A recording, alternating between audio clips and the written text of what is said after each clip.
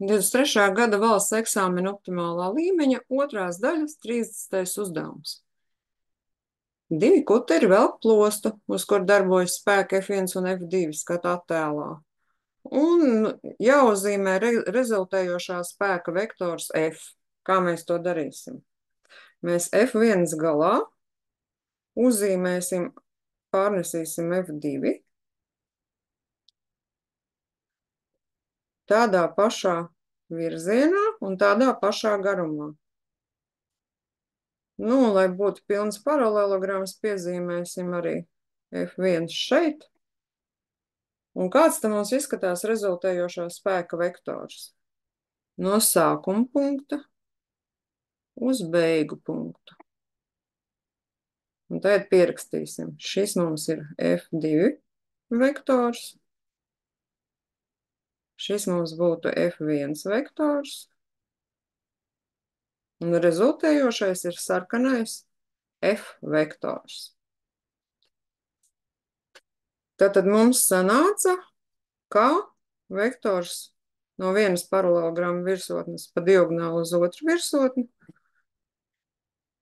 8 rūtiņas garš. Ja viņš ir horizontāli, tad vērtētāji saka, ka tas būs pareizi.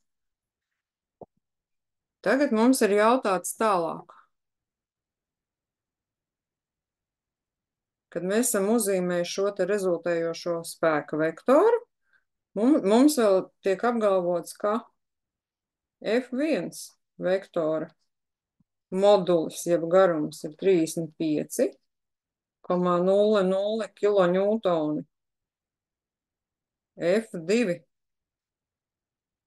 garums mums ir 25,00 kilonewtoni. Un prasīts aprēķināt rezultējošā spēka moduli, jeb garumu. Mums ir teikts, ka, ja rezultāti izsaka kilonewtonos, tad noapaļot ar precizitāti līdz 100 daļām, tas ir 2 zīmes aiz komata. Ja mēs kaut kur pierakstam kosinus sinus vērtību starp rezultātu, tad noapaļo ar precizitāti līdz 1000 daļām.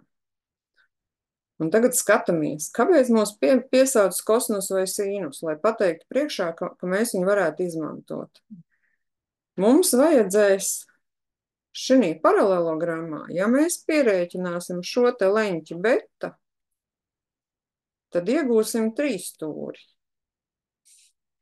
3 stūri, kur būs malas F1, F2 zināms no dotā un leņķis starp tām. Tad mans beta būs 180 grādi mīnus dotie 55 grādi, paralelograma pieleņķu summa, un tad 125 grādi šis te leņķis beta mums ir. Kā mēs to varam izmantot? Skatāmies formulu lapā. Formulu lapā teica kosinus vai sīnus. Ģeometrijas pusē pašā centrā ir kosinus teorēma, kura mums ļauj no 2 malām un leņķi starp tām izreikināt trešās malas kvadrātu 3 stūrim. Ģeometrija plaknē 3 stūris, kur mēs nezinām visu, un kaut ko mums vēl ir jāizrēķina. Ņemam līdzi mūsu kosinus teorēmu.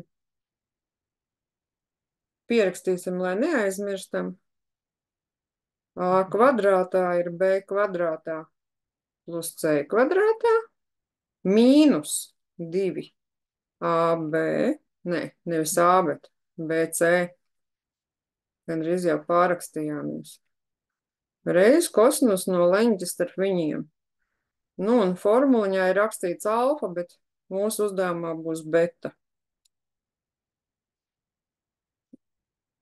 Dodamies tālāk un mēģinām kosinus teorēmu realizēt. Tātad rezultējošā spēka kvadrāts mums būs A vietiņā es rakstu F vektoru, F1 vektoru kvadrāts plus F2 vektora kvadrāts mīnus 2 F1 moduļi jeb garumi reiz F2 modulis jeb garums reizināts kosinus no mūsu leņķa betas. Tagad tā rezultējošais spēks kvadrātā ir F1 ir 35 kiloņūtoni kvadrātā pēc formuliņas plus 25 kvadrātā ir F2 plus 2 reiz 35 reiz 25 reiz kosinus no 125 grādiem.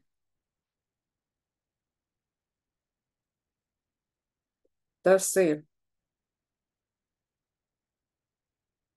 1225 mīnus 625 mīnus 1750 un reiz, cik ir kosinus no 125 grādiem, ņemam kalkulātoru, 125 kosinus mīnus 0,574 mīnus 0,574. Tātad tas jau ir nopaļots līdz 1000 daļām, rakstam aptuveni. Ņemam kalkulātoru un jāpiereizina. 1750 ar pretēju zīmi, jo mīnus 1750, un tam pieskaitīsim 1225 un 625 pieskaitam. Un cik tas sanāk? 2853,76. Šeit pluszīmīti bija jāieraksta.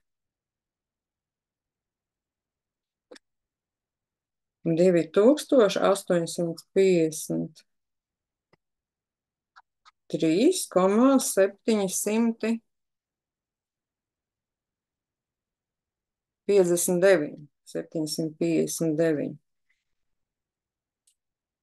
Bet šis te mums ir kvadrāts vienāds ar šo skaitli. Tagad rēķināsim, cik ir pats modulis. Izvilksim no viņa sakni. Ir sakne no šīta skaitļa 2853,759. Un uz kalkulātora vienkārši tā vērtība, kas mums ir palikusi, no tās izvelkam sakni. Mums bija teikts rezultātu nopaļot līdz 100 daļām. 53,42. 53,42 kiloņūtoni. Tātad rezultējošā spēka modulis ir 53,42 kiloņūtoni. Un ievērojiet, es uz kalkulātoru, uz ekrāna pašlaik pierakstīju aptuvenās vērtības, bet uz kalkulātoru nevienu brīdi neievadīju aptuvenās vērtības, bet turpināju risināt, lai nepazust šī te precizitātes zīmes aiz komata. Paldies par uzmanību!